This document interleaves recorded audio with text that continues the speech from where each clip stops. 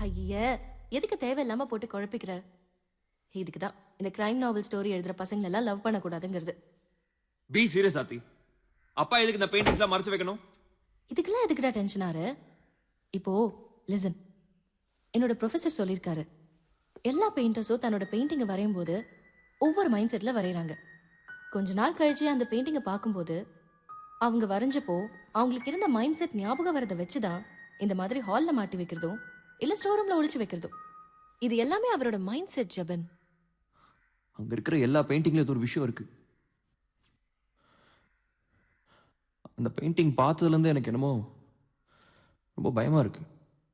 இந்த மாதிரி எத்தனை பெயிண்டிங்ஸ் இருக்கு? ரூம் ஃபுல்லா நிறைய பெயிண்டிங்ஸ் இருக்கு. எங்க இருக்கு அந்த ரூம்? நான் இப்ப பார்க்கணும். சார், ஜெபின் சார், ஃப்ரீயா இருக்கீங்களா? வேற ஒன்றும் இல்லை, ஒரு என்ஆர்ஐ பார்ட்டி நம்ம வில்லாவை பார்த்து ரொம்ப பிடிச்சி போய் என்னை கூப்பிட்டு பேசினாங்க.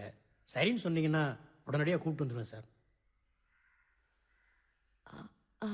ஒரு நிமிஷம்ண்ணா, கொஞ்சம் இப்படி வாங்கல. பார்ட்டி ரெடியாக இருக்காங்க, சொன்னீங்கன்னா உடனே கூப்பிட்டு வந்துடுவேம்மா. அண்ணா ரொம்ப சாரிண்ணா, இப்போதைக்கு எங்களால எந்த டிசிஷனும் எடுக்க முடியாது. கொஞ்சம் டைம் கொடுங்க, நானே சொல்றேன். இல்லைம்மா, நல்ல பார்ட்டிம்மா, பெரிய இடம், சிங்கிள் பேமெண்ட், நம்ம வீண் அலைய தேவையில்லை. இல்லைங்கண்ணா, இப்போ ரொம்ப கஷ்டம். ஒருவேளை நாங்க விற்கிறதா இருந்தா கண்டிப்பா உங்ககிட்ட தான் சொல்லுவேன். அப்படியா? சரிம்மா, என்கிட்டயே சொல்லுங்கம்மா. கண்டிப்பா. யார்ட்டையும் சொல்லிடாதீங்க. இல்ல இல்ல இல்ல. சாருக்கு என்னை நல்லா தெரியுமா? வரேம்மா. அம்மா, சினிமா ஷூட்டிங் கூட கேட்குறாங்கம்மா. சாப்பிட்டு ஒரு வார்த்தை கேட்டு பார்த்து நான் அதை சொல்றீங்களா? பாத்துக்கிட்டேண்ணா, நான் சொல்றேன். சரி சரி. அந்த ரூம் நான் பார்க்கணும்.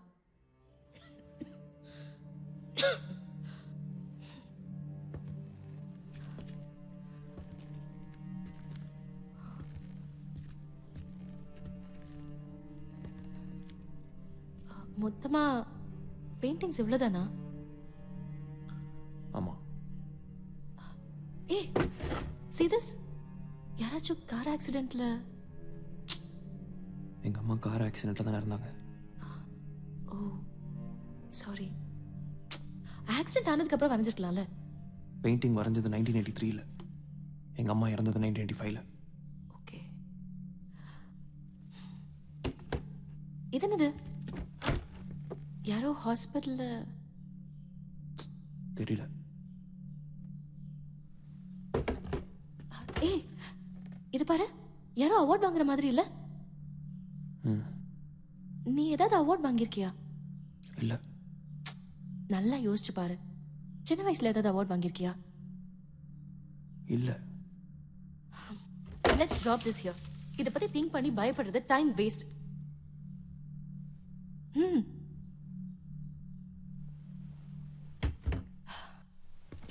Just forget it, Jebin. ஏதோ ஒரு பெயிண்டிங் கோஇன்சிடென்ஸா நடந்துருச்சு. அதுக்காக எல்லா பெயிண்டிங்குமா நடக்கும்? ஏற்கனவே நீ ரொம்ப கஷ்டப்பட்டிருக்க, உங்க அப்பாவால, உன் ப்ரொஃபஷனால. எதுக்கு எல்லா ப்ராப்ளம்ஸையும் உன் தலையில தூக்கி போட்டுக்கிற? இல்ல, யார்கிட்டயாவது சொல்லணும் போல இருந்தது, அவ்வளவுதான். I'm feeling a lot better now. உங்க அப்பா நம்ம கல்யாணத்தை பத்தி 1 minute. ஹலோ, சொல்லுங்க. யா,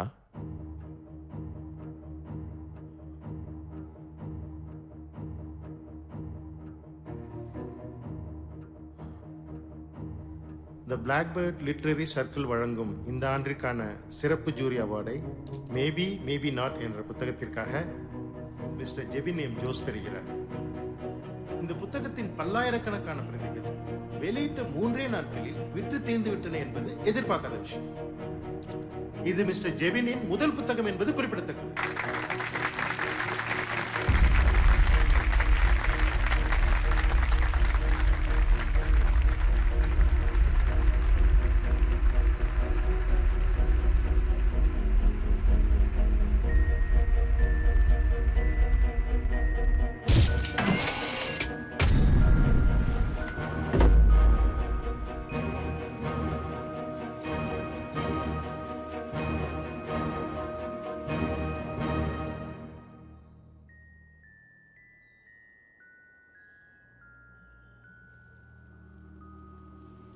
எனக்கு இந்த வீடு வேண்டாம். வாங்க சார். வாங்க வாங்க. வணக்கம்மா. வாங்க. வாங்க சார்.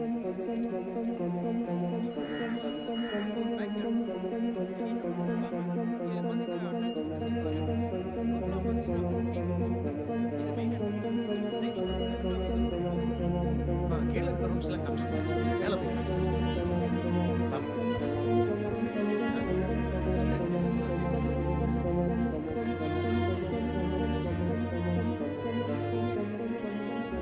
சாரி ஆர்த்தி, நீ ரொம்ப ஆசைப்பட்ட வீடு நீ விற்கிறது தர வழி தரல. சி லூஸ், நீ வீட்டை விற்கிறதுனால எனக்கு எந்த ப்ராப்ளமும் இல்லை.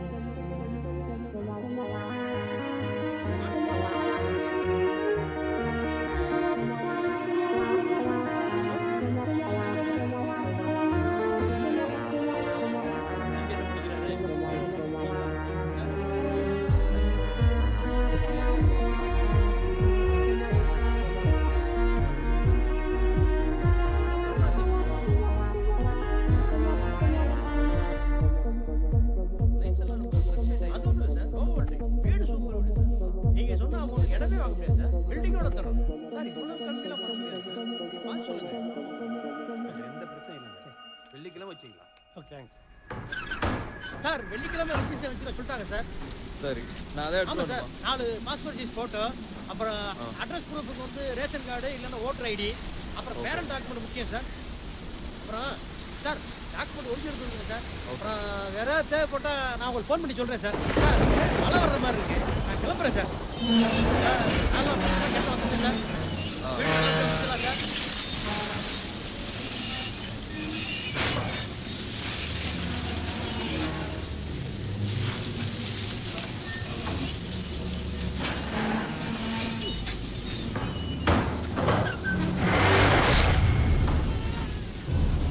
என்னாச்சு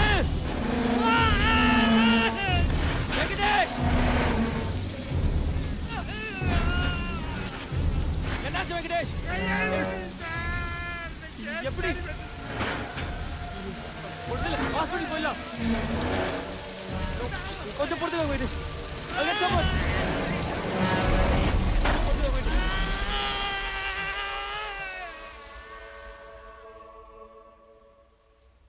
இப்போ எப்படி இருக்காரா? மல்டிபிள் ஃப்ராக்சர், போன்ஸ் எல்லாம் சுக்குநூறாக உடைஞ்சிருக்கு. வீடு வாங்க வந்தவங்களும் அந்த இன்சிடென்ட்க்கு அப்புறம் பின் வாங்குறாங்க. ஏதோ அவசரம் நினைக்கிறாங்க. I can't live with these thoughts Aarthi. செத்துடலாம் போல இருக்கு. நீ டென்ஷன் ஆகாத. வேணும்னு நான் உன் கூடவே இருக்கவா? ஏய், எனக்கே இங்க இருக்க பிடிக்கல ஆர்த்தி. எங்க அப்பா அப்பவே இந்த கர்மத்துல வச்சதை நான் பார்க்காம இருந்திருப்பேன். இந்த பெயிண்டிங்ஸ்ல இருக்கிற வரைக்கும் நிம்மதியாவே இருக்க முடியாது.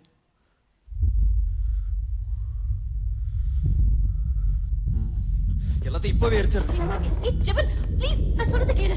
அவசரப்படாத ஜெபன் ப்ளீஸ். கோவப்படாத ஜெபன். ஜெபன் ப்ளீஸ், ஒரு நிமிஷம் நில்லு. ஜெபன் ப்ளீஸ், நான் சொல்றத கேளு.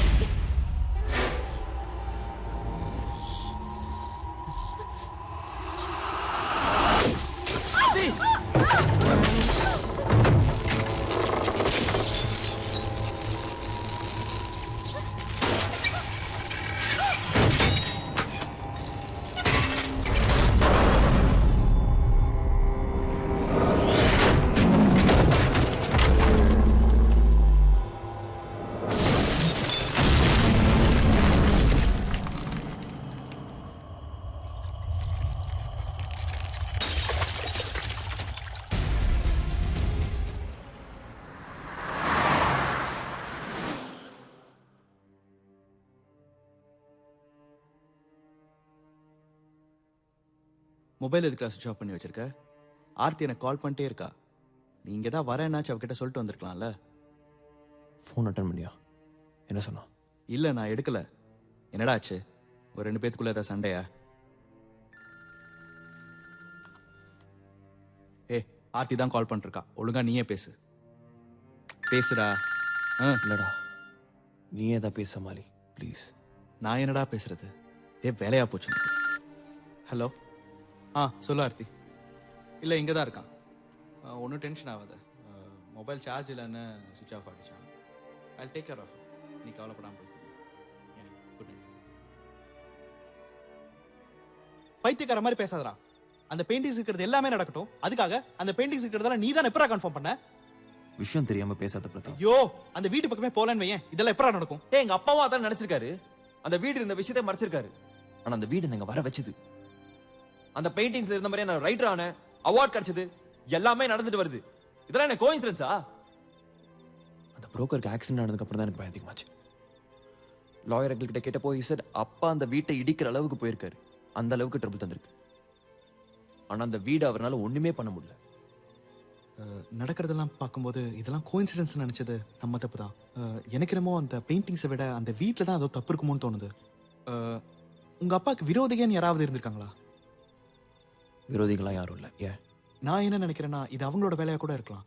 உங்க அப்பாவுக்கு திடீர்னு பிசினஸ் லாஸ் ஆனது, அவர் கோமாலே இறந்து போனது, இந்த பில்லி சூனியான்னு சொல்லுவாங்களே, அதோட வேலையா ஏதாவது இருக்குமோன்னு கூட தோணுது.